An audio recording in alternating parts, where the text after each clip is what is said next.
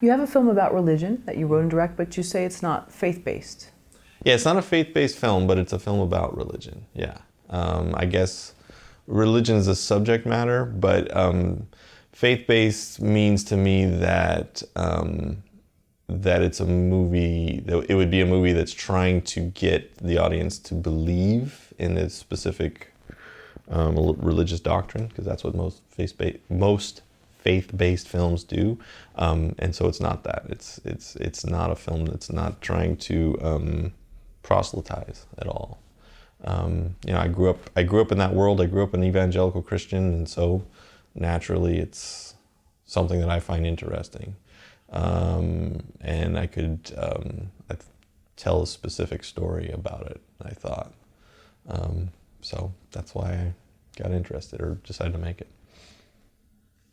And how has it been to, the film hasn't been released yet, right? No, Okay. yeah, we're not finished yet. Okay. We're not finished yet. Okay. Almost. I'm in the midst of color and sound design and all that sort of stuff, but we're almost there. When you were creating the protagonist for the film, did you start with a problem or a dilemma that needed to be solved? Yeah, I guess I did. I mean, I knew I wanted to make a film in that world, and I knew I wanted to design it around a scenario where a character who is devout goes through a crisis. A character who's only seen or understood the world in one way is then put into a situation where it kind of blows up their worldview. I knew that was it. The circumstances of how we got there or what place they were put in, I didn't know, but I knew that's the situation that I wanted. I knew what the character was like and what kind of situation I wanted to put them in, or how I wanted to change their context, I guess. How long did it take you to write the script? I wrote the first script of the first draft of the script 10 years ago. Wow. So this idea, and it's called Faith, right? Mm-hmm. Was that the original title? Okay. Had been probably swirling around in you all your life, maybe? Who knows? Yeah, I mean, well, yeah. When you grow up that way, I mean, it's going to inform your outlook and certainly inform what you think of as could be interesting narrative material.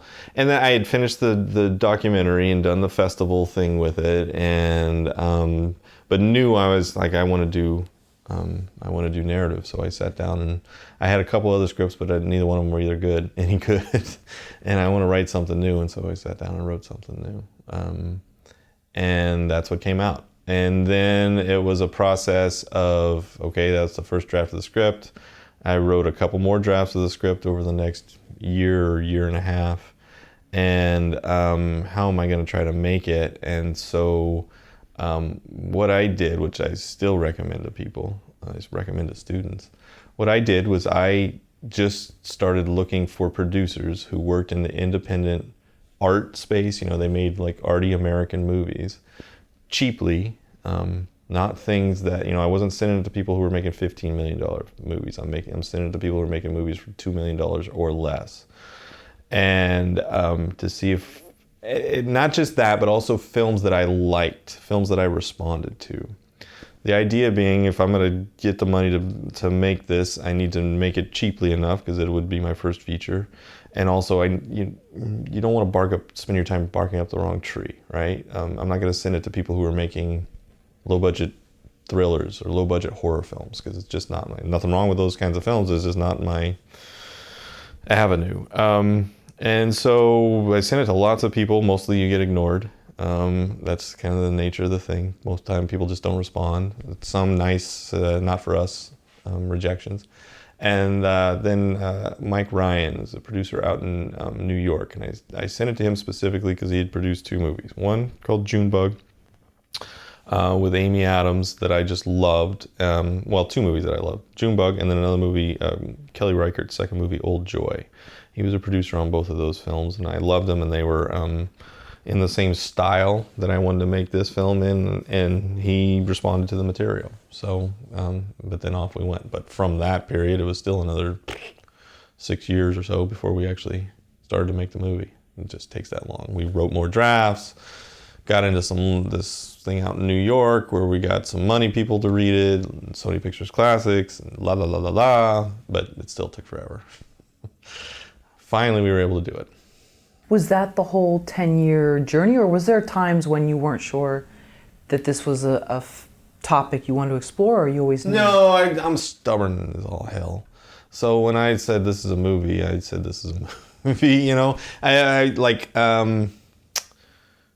don't know, there's, maybe this is complete arrogance, but I feel like I understand what makes a movie. And so that I would be interested in, I guess. You know, some other people may not think it's a movie, but for me, I was like, this is a movie. And so I was going to stick to it until I got it made. Now, there were certainly plenty of times where I was like, oh, this is never going to happen. I don't know how this is ever going to come together. But yeah, I wasn't going to stop. You know, I think that's like, when you are in the low budget space and you don't have access to all kinds of money or connections or whatever, you don't have an agency that's backing you that's gonna, you know, find the money for you. The one thing you have is your perseverance or your stubbornness, because nobody else, you're Sisyphus pushing the rock up the hill and nobody's gonna push it up with you. So you're just gonna keep doing it and it's gonna roll back over on you a bunch of times. But that's the one commodity that I could bring that would be the thing that would ensure that the movie's going to get made. I couldn't bring the money, I couldn't bring all the connections, I couldn't bring any of that stuff, but I could bring that. Like, I was just going to keep pushing the rock. So yeah, and then we ultimately were able to do it. We were ultimately able to put the money together and find some actors and shoot the film. And Brian Geraghty plays the protagonist? Yeah, Brian plays the protagonist. Brian's an extraordinary actor. Yeah. He's an extraordinary actor. It was I've worked with good actors before. He's the best actor I've ever worked with. It was kind of an amazing thing to watch, because he's the character's going through a really rough time, and it's a very quiet film. And he has to be so subtle. But in that subtlety, showing a lot of pain, or exhibiting a lot of pain, and Brian is funny, and he's gregarious, and he's talkative, and he's jokes, and he's a lot of fun on set.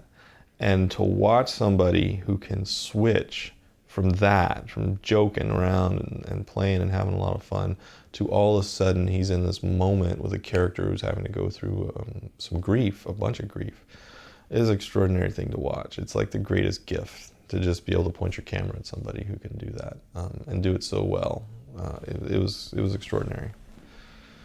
So you're in the editing phases of it now? Yeah, the picture's locked, but so we're in color and sound and everything. Yeah, we're done cutting.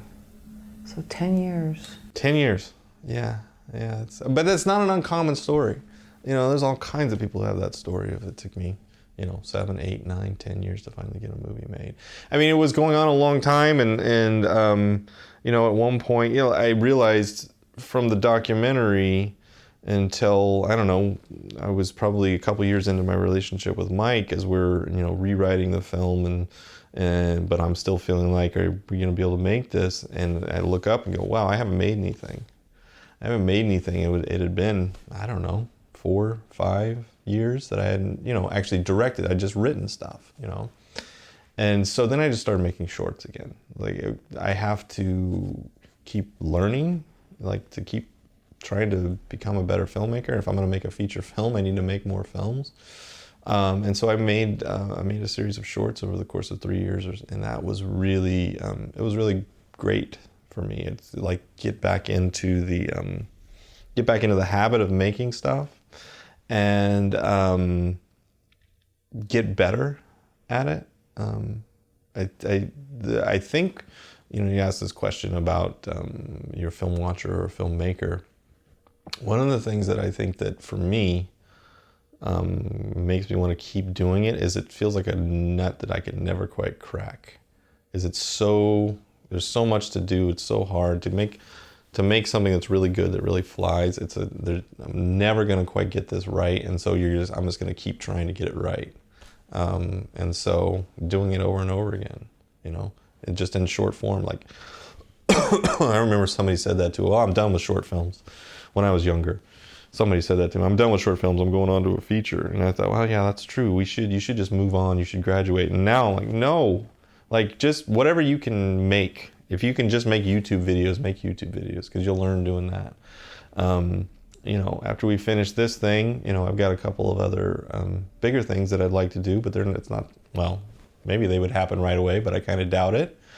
And if they don't, I'll set up a couple of shorts and make some more shorts, you know, because I'll keep learning by making. That's kind of the crucial thing that I figured out while I was doing that.